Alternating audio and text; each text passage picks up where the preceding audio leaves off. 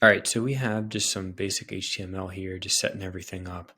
The HTML tags, head, body. And what I want to do here is we're going to start adding some JavaScript. Now, JavaScript will make our websites more interactive. And, if you look at a website and you're just reading from it and there's no actual interactions with the website, no buttons to be clicked, if you hover over something, it's probably an older website and not as engaging as it could be.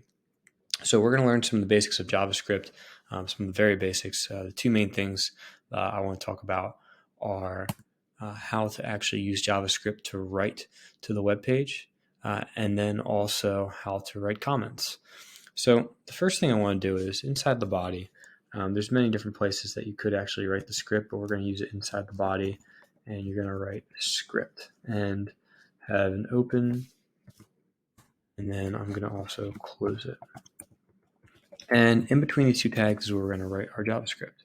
Okay, and JavaScript is a scripting language that you can use, and they go hand in hand, or HTML, CSS, and JavaScript all go hand in hand and work together in order to create your websites.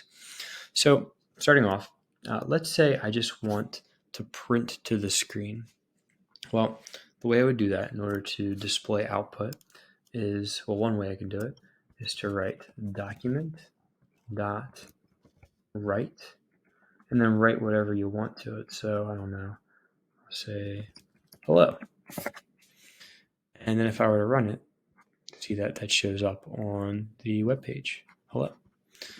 And let's say I go ahead and write another line. I'll say document.write, and I'll say welcome to my site. And if I run it, notice that welcome to my site shows up on the same line. So document.write hello, I'm going to have to actually enter a break into there. So inside of what I'm writing, make sure it's inside the parentheses. Inside the quotation marks. Go ahead and write your break, your BR. And if I run it again, notice that it adds it to the next line. Okay, that's important because if you don't have that BR in there, let me just cut it out. It just adds it all on the same line.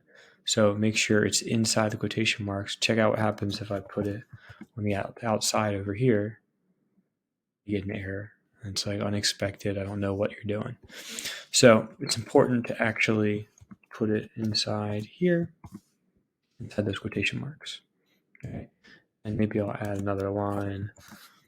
I'll say document.write, and I can add something along the lines of I am learning JavaScript. All right, and then I'll just leave it there. Hello, welcome to my site. I'm learning JavaScript. And so that's how you would actually put output on a web page. And the other thing I want to talk about are comments. We've talked about comments in HTML, but in order to write a comment in JavaScript, all you need to do is write 2 forward slashes and then type whatever you want. This is a comment. And comments will not be read by the compiler. What it will do is just skip over that, and it's a way of organizing your code, making it look nice, and being able to let a human who's reading it know what's going on and why you're using this. So maybe I'll just say something like introduction. And if I were to run it, notice that nothing shows up. And we already know how to make things show up on our screen with HTML, how to create paragraphs and different headings. But what this allows us to do is start making websites more dynamic, and it's important to know this. So just some of the basics, and we'll be moving on to the project from here.